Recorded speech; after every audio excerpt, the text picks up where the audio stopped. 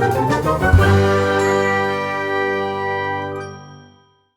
Pocketful of Kisses by Audrey Penn.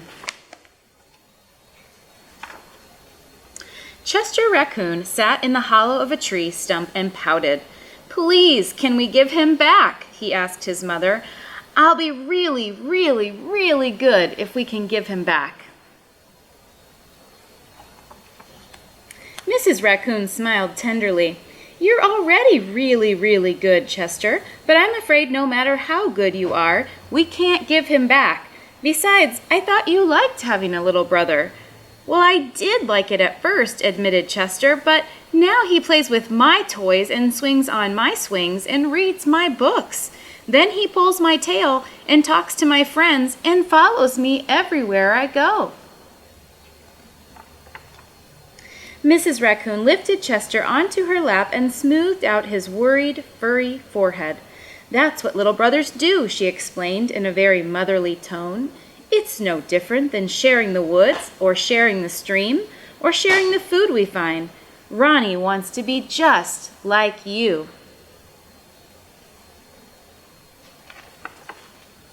Mrs. Raccoon placed Chester on the ground and smiled at him with the soft, loving eyes he knew so well.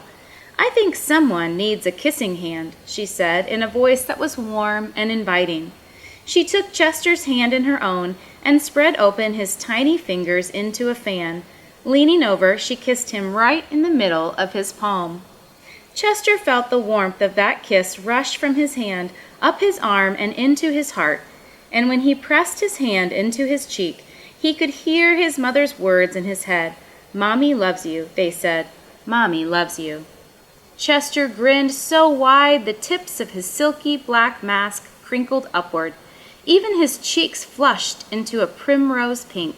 He was the happiest raccoon in the forest. Then, in the blink of a moment, all the joy went out of the little raccoon. His pink cheeks paled, and the stream of tiny hot tears fell like the spring rain down his sad little face. Even his silky black mask drooped as he watched his mother reach down, take Ronnie's hand in her own, open his tiny fingers into a fan, and kiss his brother right in the middle of his palm. "That was my kissing hand," Chester gasped in the saddest voice his mother had ever heard.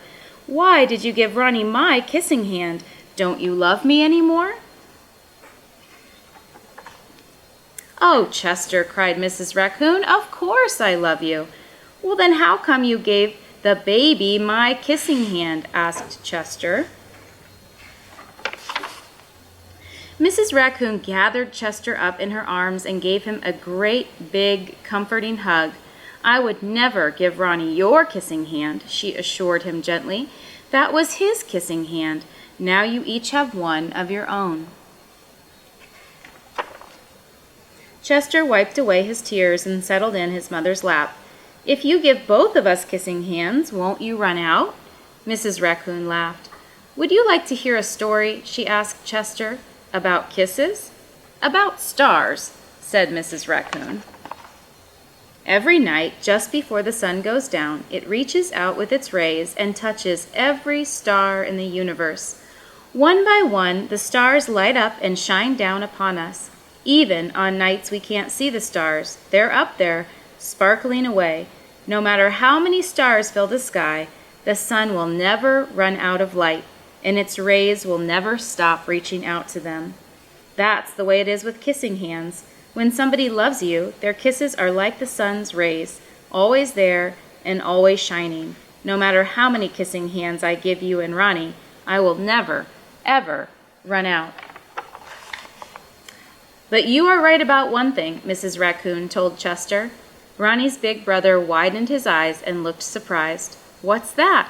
he asked his mother. "You are the big brother, and that deserves something extra special." Mrs. Raccoon put Ronnie on a swing and then took Chester's right hand in hers and spread open his tiny fingers into a fan. Leaning over, she kissed him right in the middle of his palm. "That kiss is for your pocket," she told him. "Take good care of it and keep it as a spare. You never know when a big brother might need a little extra care. Chester hugged his mother and romped away. I love you too, he seemed to say.